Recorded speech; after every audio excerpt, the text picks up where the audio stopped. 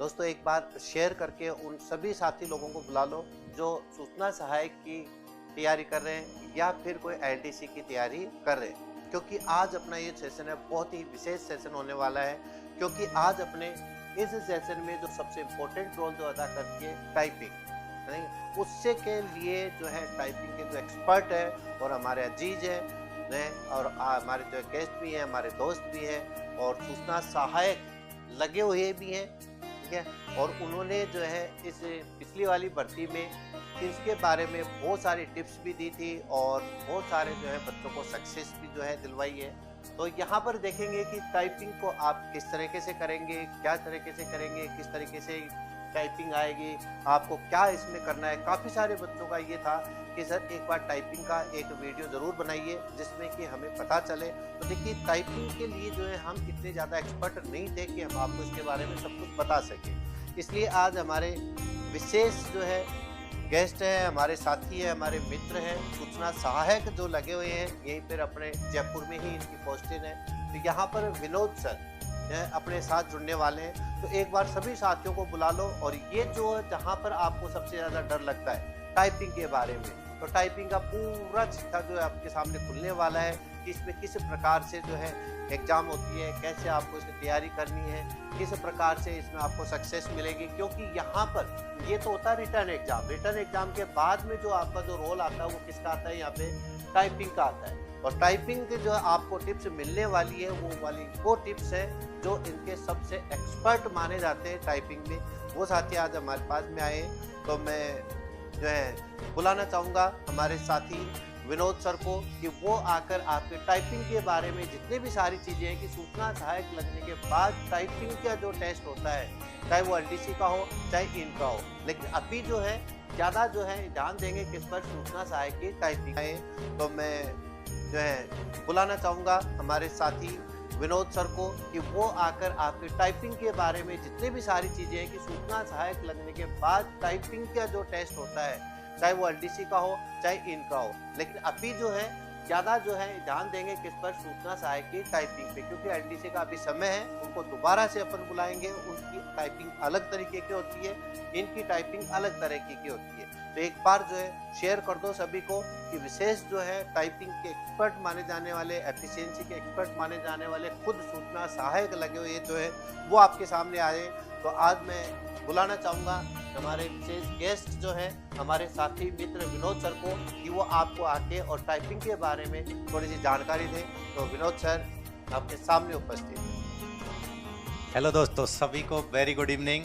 तो दोस्तों आपको पता है कि सूचना सहायक थ्योरी पढ़ के हम पेपर क्वालिफाई कर लेते हैं, बहुत अच्छे नंबर भी ले आते हैं, लेकिन सबसे अंत में समस्या कब आती है कि अच्छे नंबर लाने के बाद, अच्छी रैंक लाने के बाद हम एक क्वालिफाइंग जो टाइपिंग टेस्ट है उसमें फेल हो जाते हैं। ज़्यादातर बच्चों को मैंने देखा है कि वो इंग्लिश टाइपिंग कर लेते हैं, लेकिन समस्या आती है उनको हिंदी टाइपिंग में। तो कितनी क्या टाइपिंग होती है, कैसे होती है, पहले मैं आपसे उसके बारे में चर्चा करता हूँ।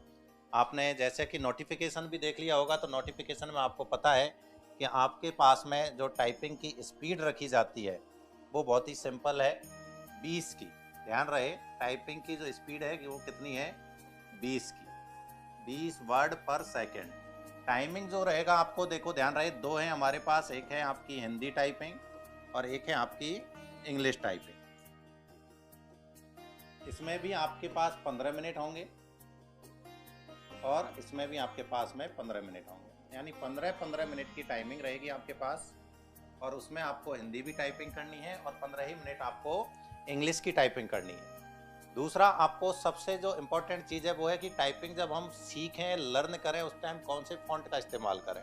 तो देखो हिंदी के लिए जो फॉन्ट हमारे पास में यूज में लिया जाता है वो होता है देवलासी। ये आपके आगे चल के ऑफिसों में भी यूज होता है, 010। और इंग्लिश में जो फॉन्ट यूज होता है वो होता है कैलिबरी बॉडी। तो ये दो फॉन्ट हैं जिनमें आपको लर्न की है। यदि आपके पास देवलासिस नहीं है तो इसी का अल्टरनेट सेम इसके समान है, वो है आपका कृति देव 010। इन फॉन्टों में आपको टाइपिंग सीखनी होती है कि सर सीखें कैसे, कहाँ से सीखें। क्योंकि काफ़ी बार होता है कि एग्ज़ाम जैसे ही रिजल्ट आता है, काफ़ी बच्चे उम्मीद करते हैं कि सर एक बार एग्ज़ाम तो पास करें, जैसे ही रिजल्ट आएगा उसके बाद सीख लेंगे। लेकिन ध्यान रहे काफ़ी बार टाइम पीरियड इतना कम होता है कि हम उस टाइम पीरियड में इंग्लिश की तो सीख जाते हैं लेकिन हिंदी में हम फिर फेल हो जाते हैं। और सिर्फ क्वालिफाइंग टेस्ट है, इसके कोई नंबर नहीं होते, लेकिन फिर भी फेल होना बहुत दुखदाई होता है। तो मैं आपको कुछ सॉफ्टवेयर बताने वाला हूँ जो फ्री अवेलेबल हो सकते हैं आपके लिए। जैसे हिंदी और इंग्लिश, इन दोनों के लिए आप एक सिंपल सा सॉफ्टवेयर है, फ्री, आप गूगल सर्च करोगे तो आपको मिल जाएगा। नाम है सोनमा, सोनमा टाइपिंग ट्यूटर। इसको आप डाउनलोड कर लें, इससे आप हिंदी और इंग्लिश दोनों की टाइपिंग सीख सकते हैं। कि सर इससे हम सीख तो जाते हैं लेकिन स्पीड नहीं बढ़ती है, तो स्पीड बढ़ाने के लिए भी आपको एक और सॉफ्टवेयर बताता हूं मैं। लेकिन ये ध्यान रहे, परचेज भी करना पड़ सकता है आपको, महीने 2 महीने के लिए आपको खरीदना भी पड़ सकता है। यदि आप क्रैक वर्जन ढूंढ पाएँ तो वो भी आपको हम अवेलेबल यहाँ से हो जाता है जनरली। लेकिन नाम है सोनी टाइपिंग ट्यूटर। बहुत सारे हैं, इसमें इंग्लिश फ्री है, हिंदी के लिए आपको ये परचेज करना पड़ता है। Sony typing tutor. एक है आपका दोस्तों JR टाइपिंग ट्यूटर।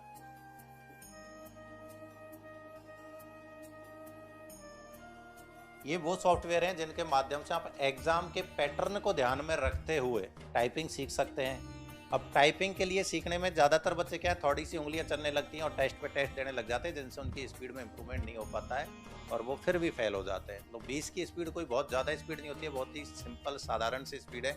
उसके लिए मैं आपको सजेस्ट करूँगा कि जैसे ही आपको कीबोर्ड याद हो जाता है, सबसे पहले आप क्या करेंगे, कीबोर्ड के 3 आपकी जो रो होती हैं, एक होती है आपकी होम रो, एक होती है आपकी अपर रो और एक लोअर रो। इन तीनों रोज को याद करने के बाद में आप सोनी टाइपिंग ट्यूटर के अंतर्गत कुछ एक्सरसाइज दी गई हैं, जिनमें से एक है आपकी लर्न की और एक है आपकी अल्फाबेटिकली प्रैक्टिस वर्ड। इन पर सबसे ज़्यादा फोकस करें। प्रैक्टिस वर्ड यानी कि बड़े बड़े पैराग्राफ या टेस्ट करने की बजाय आप किस पर सबसे ज़्यादा फोकस करेंगे। हिंदी और इंग्लिश दोनों के लिए दिए गए हैं ये। लर्न की पर आपकी उंगलियों की स्पीड तेज चलेगी, उससे आपके इंप्रूवमेंट मिलेगा। और एक है प्रैक्टिस वर्ड, जो अल्फाबेटिकली ऐसे A to Z आपको दिए गए, हिंदी में भी ए आ ई से स्टार्ट करके आपको दिए गए। तो इन पर सबसे ज़्यादा फोकस करें, डायरेक्ट पैराग्राफों के चक्कर में नहीं पड़ें, नहीं तो आप 20 की स्पीड भी प्राप्त नहीं कर पाओगे। और एक ही एक्सरसाइज को कम से कम 5 से 10 बार टाइप करें, उसके बाद नेक्स्ट एक्सरसाइज पर जाएं। और स्पीड की बजाय एक्यूरेसी पर ज़्यादा फोकस करें। क्या होता है कि हम स्पीड तो 30-40 की ले आते हैं लेकिन एक्यूरेसी नहीं हो पाती है। तो ये हर एग्जाम का रूल होता है कि यदि हम 80% एक्यूरेसी से नीचे यदि एक्यूरेसी रह जाती है तो वहाँ पर आपको डायरेक्ट फेल कर दिया जाता है। तो आपको लगता है कि सर मेरी स्पीड तो 35-40 की थी, फिर मैं फेल कैसे हो गया। उस दौरान सबसे बड़ा जो फैक्टर है दोस्तों, वो ध्यान रहे क्या रहता है, एक्यूरेसी। यानी हमें हमेशा अपनी जो एक्यूरेसी होती है वो 95% से अबव रखनी है। ये चीज़ों का विशेष ध्यान रखें। विशेष प्रकार के सिंबल्स या शॉर्टकट की से बनने वाले शब्द भी आएंगे क्या? वैसे तो दोस्त ध्यान रहे, कभी कभी कोई शब्द ऐसा पड़ जाता है जिसमें आपके जो एल्ट के साथ बनने वाले कॉर्ड होते हैं वो पूछ लिए जाते हैं। लेकिन जैसे मान लीजिए मैं बात करता हूँ 15 मिनट की टाइपिंग में, वो मुश्किल से आपको 2 या 4 सिंबल बाई चांस देखने को मिलते हैं। नहीं क्या होता है, वो भी हिंदी में क्या होता है कि कुछ शब्द जब पैराग्राफ तैयार किया जाता है तो उन सिंबल्स के बिना हम वो शब्द पूरा नहीं कर सकते। जैसे आपका शब्द आ गया उत्तर, तो उसका जो आधा तय वाला है वो एल्ट के साथ में आपका क्रिएट होता है। आँख, तो उसके ऊपर जो चंद्र बिंदु है तो वो भी आपका एल्ट कोड है। तो ऐसे कुछ एक शब्द देखने को मिलेंगे आपको, बहुत सारे ज़्यादा शब्द नहीं, 30-40 जो रेगुलर यूज में होने वाले शब्द होते हैं उनको आप याद कर लें। बहुत ज़्यादा सिंबल्स की आपको प्रैक्टिस की रिक्वायरमेंट नहीं होती है। तो ध्यान रहे, सिंबल्स की बजाय आप सीधे वर्ड जो टेक्स्ट है, हमारे कैरेक्टर है, उन पर ध्यान दें तो ज़्यादा बेटर रहेगा। सिंबल्स को आप छोड़ भी देंगे तो आपका कोई दिक्कत नहीं आएगी। ऐसे एग्जाम में कोई भी सॉफ्टवेयर आपको नहीं मिलेगा, ये बात बिल्कुल नोट कर लें। वहाँ पर खुद बोर्ड के द्वारा तैयार किया गया उनका खुद का वर्ड प्रोसेसिंग एक सॉफ्टवेयर होता है जिस पर ही वो एग्जाम करवाते हैं। हाँ, इनके समान जो आपका इंटरफेस है वो बिल्कुल इनके समान दिखाई देता है। एग्जाम का जो इंटरफेस आपको देखना है एक्चुअल वाला, तो आपके लिए मैं सबसे बेस्ट प्रीफर करूंगा सोनी टाइपिंग। इसमें आपको बिल्कुल ऐसा ही इंटरफेस दिखाई देगा जैसा आपको मेन एग्जाम में दिखाई देगा। तो कोई अलग सॉफ्टवेयर होता है, इनका नाम वहाँ पर हम यूज नहीं कर सकते। ये सारे प्राइवेट कंपनियों के द्वारा बनाए गए सॉफ्टवेयर हैं और गवर्नमेंट इनका यूज नहीं करती है। Next question. नेक्स्ट क्वेश्चन एक बच्चा ये पूछा है, सर ये टाइपिंग की जो तैयारी हमें करनी है, ये कहाँ से शुरू करनी चाहिए? अभी हमें बिल्कुल भी नहीं आता, क्या हम अभी से तैयारी करेंगे तो क्या हम इसमें सफलता हासिल कर सकते हैं? मेरा तो यही मानना है कि आपको भले ही आप आधा घंटा या 1 घंटे के लिए टाइमिंग देना चाहें, दे सकते हैं, अभी से ही चालू करें तो। लास्ट मोमेंट में क्या होता है, हमारे पास प्रेशर होता है, हमें थोड़ा डर भी रहता है, तो उसकी बजाय बेटर रहेगा कि आप अभी से टाइपिंग स्टार्ट कर दें। आप भले ही कोई भी सॉफ्टवेयर परचेज नहीं करें, परचेज करने की रिक्वायरमेंट नहीं है, मैंने आपको बताया ये पूरी तरह से फ्री अवेलेबल है, सोनमा टाइपिंग टूल। साथ में आपके कंप्यूटर में आपके पास में नोटपैड होता है, आप नोटपैड से एक-एक कीवर्ड्स को याद करना चालू कर दें और जैसे ही एक रो, जैसे मान लीजिए आपने सबसे पहले होम रो यूज करते हैं, ASDF वाली जो होम रो है, उसे आप याद कर लेते हो, तो उसकी स्पेशल से वर्ड की बनाई हुई एक प्रैक्टिस इसमें आपको मिल जाएगी, उसको ट्राई करें। उसको 5-10 बार प्रैक्टिस करेंगे तो आपके होम रो पर उंगलियां सेट हो जाएंगी। फिर आप अपर रो को ऐसे याद करोगे नोटपैड पे, वापस आप इसमें होम और अपर की एक अलग से एक्सरसाइज मिलेगी, उसको बार बार प्रैक्टिस करोगे। इस तरीके से आप खुद घर पर सीख सकते हो बिना किसी सॉफ्टवेयर के भी। किसी को भी आपको अलग से सॉफ्टवेयर की रिक्वायरमेंट नहीं होती। पहली बात तो ज़्यादातर जो टाइम जो सेंटर आता है प्राइवेट लैब्स के अंतर्गत आता है और वहाँ पर आपको खुद को कोई कीबोर्ड अलाउ नहीं करने देगा, आप खुद का कीबोर्ड नहीं ले जा सकते। दूसरा, लेआउट की यदि हम बात करें तो हमारे पास में एक कीबोर्ड यहाँ रखा हुआ है, मैं आपको दिखा देता हूँ। यही लेआउट आपके एग्जाम में अवेलेबल होता है। इसमें ध्यान रहे जो इंटर वाला लेआउट में ज़्यादा डिफरेंस नहीं आता है, मोस्टली लेआउट सारे सेम होते हैं, लेकिन ज़्यादातर बच्चे क्या है ब्रांड के चक्कर में TVS का लेके आ जाते हैं कि सर सबसे मॉडर्न। टीवीएस वाला थोड़ा तो सा TVS easy वाला पड़ता है। कभी भी नहीं लें। TVS पे आप टाइपिंग करोगे बहुत सॉफ्ट है और उसका लेआउट इससे डिफरेंट है। उसमें सिर्फ एक की का डिफरेंस आता है लेआउट में, वो है आपका इंटर वाला। जो इंटर की बड़ी वाली होती है वो लेआउट हमारे एग्जामों में अलाउ नहीं होता है। जो छोटी वाली इंटर की होती है वो हमारे एग्जामों में अलाउ होता है और उसके ऊपर एक बटन होता है जो बड़े वाले कीबोर्डों में, यानी जैसे आप TVS का लेके आते हैं तो उसमें बैक स्पेस के पास चला जाता है, तो ये बिल्कुल गलत पैटर्न है। आप क्वार्टी कीबोर्ड जो हमारा नॉर्मल यूज होता है डेल का ले लें। एक डेल में 2 मॉडल आते हैं, एक नया वाला जो फ्लैट आता है एकदम, और एक पुराना मॉडल। दोनों मॉडलों पर प्रैक्टिस कर लें, मोस्टली लैबों में आपको डेल या फिर HP के कीबोर्ड देखने को मिलेंगे। तीसरा, यदि कोई और पुरानी लैब है काफ़ी टाइम से चल रही है तो उनके पास एक लेनोवो का लेआउट मिल सकता है, लेकिन होता सबका पैटर्न सेम है। एक बच्चा कह रहा है कि एग्जाम होने के बाद हमें कितना समय मिलेगा कि हम उसके बाद टाइपिंग कर लें? हाँ जी, तो देखो वैसे तो बोर्ड का पैटर्न ये होता है कि जिस दिन हमारा रिजल्ट आता है, रिजल्ट के 40 से 45 दिन बाद टाइपिंग का रूल है। लेकिन काफ़ी बार क्या होता है, बोर्ड के ऊपर प्रेशर होता है और किसी किसी भर्ती को जल्दी, जैसे हाल ही में SSC के ऊपर आपको एक उदाहरण दे रहा हूँ। SSC ने क्या किया, फ्री का रिजल्ट न दे करके पहले मेंस की डेट भी दे दी और रिजल्ट नहीं दिया फ्री का। और जैसे ही रिजल्ट दिया तो उसके साथ ही यानी मेंस की एग्ज़ाम और उसी दिन वो टाइपिंग टेस्ट भी ले रहे हैं, यानी दोनों एक साथ। अब जो बच्चे रेगुलर एग्ज़ाम की तैयारी कर रहे थे उन्होंने टाइपिंग की बिल्कुल भी तैयारी नहीं की, तो अब उनके पास उलझन ये रह गया कि वो रिटन की तैयारी करें या टाइपिंग की करें, क्योंकि जो रिटन में अच्छा स्कोर कर जाते हैं वो टाइपिंग में क्वालिफाई नहीं कर पाते, तो उस स्कोर का कोई मतलब नहीं रह जाता, चाहे आप कितना ही स्कोर कर लें, लेकिन यदि आप टाइपिंग में क्वालिफाई नहीं कर पाते तो आप फेल हो गए। तो ऐसी समस्या हाल ही में SSC के बच्चों के साथ देखने को मिली है। सूचना सहायक में भी लास्ट जो हमारे LDC 2018 वाली भर्ती थी उसमें आपने देखा होगा 50 दिन का समय मिला था, जिसमें भी पहले आपका जो रिजल्ट आया था वो 50 दिन का लगभग टाइम था कि हाँ 40 से 50 दिन में आपकी टाइपिंग हो जाएगी, और हो भी गई थी। तो काफ़ी बच्चे इंग्लिश की तो स्पीड अच्छी करके गए भी थे और हिंदी में वो फेल भी हो गए थे। खुद मेरे साथी हैं जिनका स्कोर मुझसे भी बेटर था, बहुत अच्छा स्कोर लेके गए थे, लेकिन वो टाइपिंग नहीं कर पाए तो वो फेल हो गए। तो मैं ये कहता हूँ कि टाइपिंग के लिए आप भले 8 घंटे 10 घंटे जो भी आप आपके एग्जाम के लिए दे रहे हैं दें, लेकिन साथ ही आधा से 1 घंटा अभी से टाइपिंग के लिए साथ के साथ देने लग जाएं, तो लास्ट में वो आपको प्रेशर नहीं होगा, दबाव नहीं होगा। एक बात जो बच्चा बार बार पूछ रहा है कि सर इसमें कितने शब्द जो हैं हमें सही टाइप करने पड़ेंगे? तो देखो बेटा, कितने शब्द तो अभी आपको ये गुणा करके हमारा बता देंगे। फिक्स है, आपकी स्पीड मैंने आपको बता दी 20 वर्ड प्रति सेकंड की है, ना कि आप इसे मिनट लेके चलें, ठीक है ना। तो कुल मिला के लगभग आपके जो कैरेक्टर निकल के आते हैं वो लगभग 10,000 के समथिंग कैरेक्टर आपको करने पड़ते हैं जो सही टाइप करने पड़ते हैं। यानी कि क्या होता है कि बच्चा 10 मिनट की प्रैक्टिस करता है और जैसे वो 15 मिनट में जाता है तो उसका हाथ दुखने लग जाता है। तो इस चीज़ को विशेष कर ध्यान रखें कि लगभग आपके इतने शब्द आपको सही करने। तो ये लगता है, सॉरी शब्द नहीं है, ये कैरेक्टर होता है, शब्द नहीं बोलूँगा, इनको क्या बोलूँगा मैं, कैरेक्टर। की स्ट्रोक्स में काउंट होता है यहाँ पर ये मामला, कैरेक्टर्स जिनको यहाँ बोला जाता है की स्ट्रोक्स। तो कितने यदि आपके की स्ट्रोक्स में आप एक्यूरेसी रखते हैं। और एक्यूरेसी में हमेशा बोलता हूँ बच्चों को कि स्पीड से ज़्यादा आपका फोकस इस पर रहना चाहिए, क्योंकि हमारे सामने आप जब प्रैक्टिस करोगे तब आपको पता चलेगा कि जब हम टाइपिंग टेस्ट देते हैं तो दो प्रकार की स्पीड हमारे सामने आती है।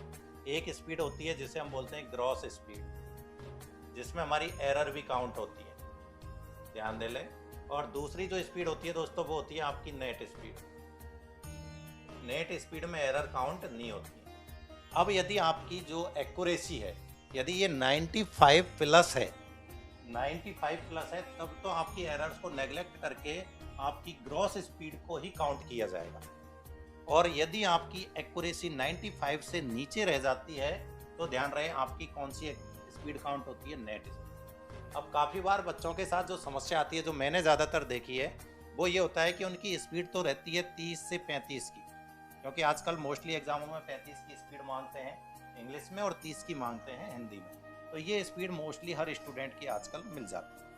अब समस्या आती है वो प्रैक्टिस नहीं करते हैं तो उनकी एक्यूरेसी में। अब मान लीजिए आपकी स्पीड आती है 30 की और आपकी एक्यूरेसी रह जाती है 80%, ठीक है, तो आपकी जो नेट स्पीड बचेगी दोस्तों वो ध्यान रहे 30 की ये तो ग्रॉस स्पीड रहेगी आपकी, और नेट स्पीड 22-23 के समथिंग ही रह जाती है। यानी कि एक्यूरेसी की वजह से आपकी क्या डाउन होगी, स्पीड डाउन होगी। तो पहला फोकस आपका किस पे रहना चाहिए, एक्यूरेसी पे रहना चाहिए। एक्यूरेसी अच्छी रहेगी तो ऑटोमेटिकली हम ग्रॉस स्पीड को हमारे एग्जाम में काउंट करवा सकते हैं, हमें नेट स्पीड के भरोसे रहना नहीं पड़ेगा। बिल्कुल सर। देखो बच्चा एक कह रहा कि सर वर्ड्स का क्या रोल है। बेटा वर्ड्स का देखो सर ने जो बताया है ये बिल्कुल चाहिए कि ये कैरेक्टर्स के रूप में बताया है ना। एक वर्ड को काउंट किया जाता है 5 कैरेक्टर के बराबर। यदि मान लीजिए आपने 5 कैरेक्टर सही टाइप कर दिए तो वो आपका एक शब्द के बराबर माना जाएगा। और बताएं तो यहाँ पर अब आप समझ गए कि जैसे स्पीड जैसे आपकी लिखी हुई है, इसका मतलब सर ये हो गया सीधा सीधा कि 20 की स्पीड चाहिए और 15 मिनट हमें मिल रही है। मेरे ख्याल से फिर इसका ये मतलब हो गया 20 की स्पीड चाहिए और 15 मिनट हमें मिल रही है। अगर हम इन दोनों को गुणा कर देते हैं तो ये 300 शब्द जो है, मेरे ख्याल से 300 शब्द हो गए ये। तो 300 शब्द जो हो गए, ये 300 शब्द आपको सही सही टाइप करने हैं। और इन 300 शब्द में जो है टोटल कैरेक्टर्स जो आएंगे वो 10,000 के करीब इसमें कैरेक्टर्स आएंगे। मेरे ख्याल से जो है ये वाली चीज, हाँ इसमें सारी सब चीजें काउंट होंगी।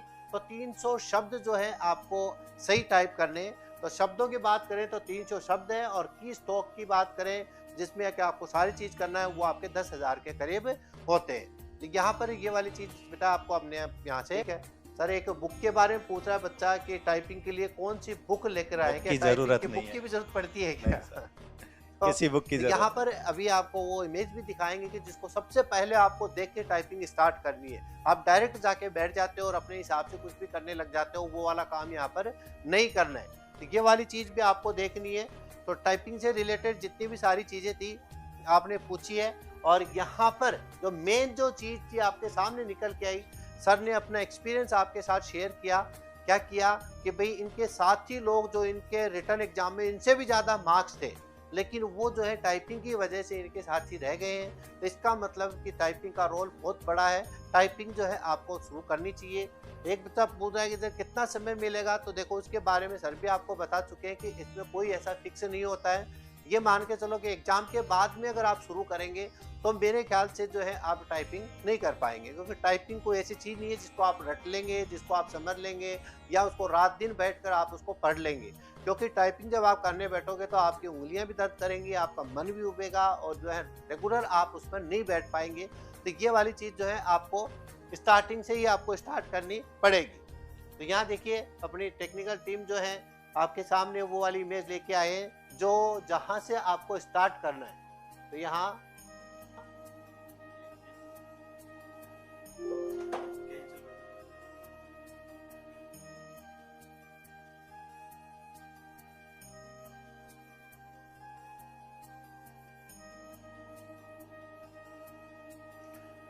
देखिए इमेज आपके सामने आ चुकी है। और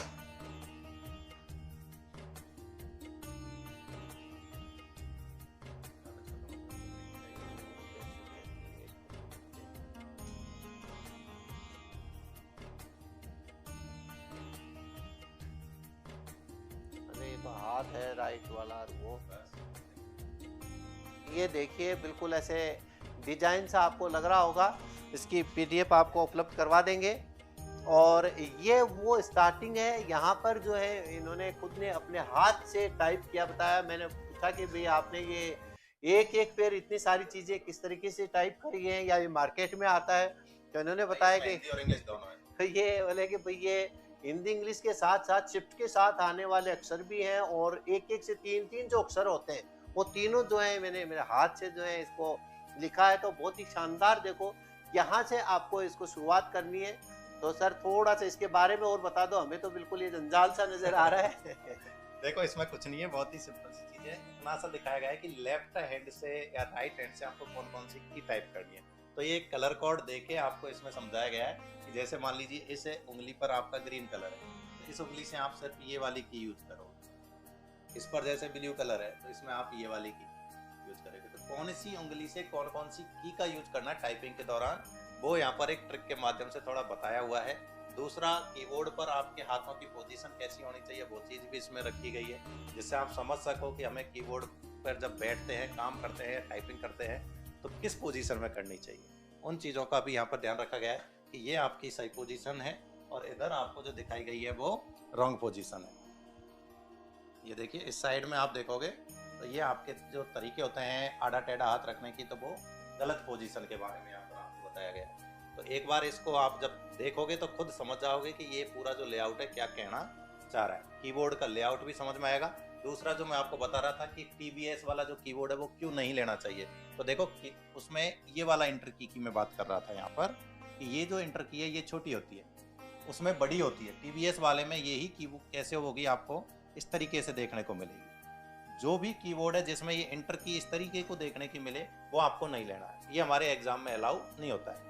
उसका नुकसान है कि ये जो की है उस टाइप के कीबोर्डों में ये वाली की यहाँ से इस स्थान पर चली जाती है बैक स्पेस के पास, तो पूरा एक की का मिस्टेक हो जाता है, जिससे हो सकता है हमारी काफ़ी गलतियाँ बढ़ जाती हैं। तो ध्यान रहे जिसमें भी ऐसे तरह की बड़ी वाली एंटर की हो उससे हमें टाइपिंग नहीं करनी है, उससे हमें प्रैक्टिस नहीं करनी है। ऐसे ही लेआउट से करनी है जिसमें एंटर की ऐसे पतली वाली हो और ये वाली की यहाँ पर हो, स्लैश वाला प्रश्नवाचक चिन्ह वाली जो की है ये यहाँ पर आपको देखना है। इसका ध्यान रखना है। ये पूरा लेआउट आपको समझ में आ जाएगा। ग्रुप से आप ये पीडीएफ ले लें, इमेज के रूप में भी आपको ये अवेलेबल करवा दिया जाएगा फॉर्मेट। तो जब भी प्रैक्टिस करें सामने चिपका लें, काफ़ी हेल्प मिलेगी। सारे कैरेक्टर यहाँ पर हैं और साथ ही हम जल्दी जो एल्ट कोड वाले बच्चों का क्वेश्चन था उनकी भी एक इस तरीके की इमेज तैयार करके अच्छे से कि कौन कौन से वो रेगुलर एल्ट कोड है जिनको आपको याद करना है वो भी प्रोवाइड करवा दिए जाएंगे।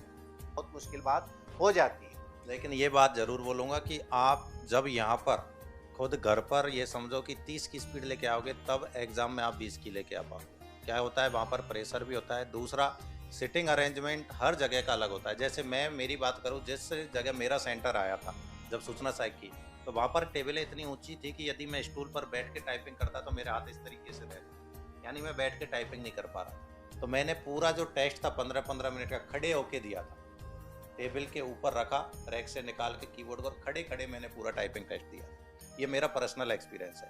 तो इसलिए आपकी प्रैक्टिस ऐसी होनी चाहिए कि वहाँ पर कैसा भी अरेंजमेंट हो, कीबोर्ड का भी पता नहीं चलता कि बिल्कुल नया आ जाए या एकदम पुराना आ जाए, एकदम सॉफ्ट भी हो सकता है, एकदम हार्ड भी हो सकता है।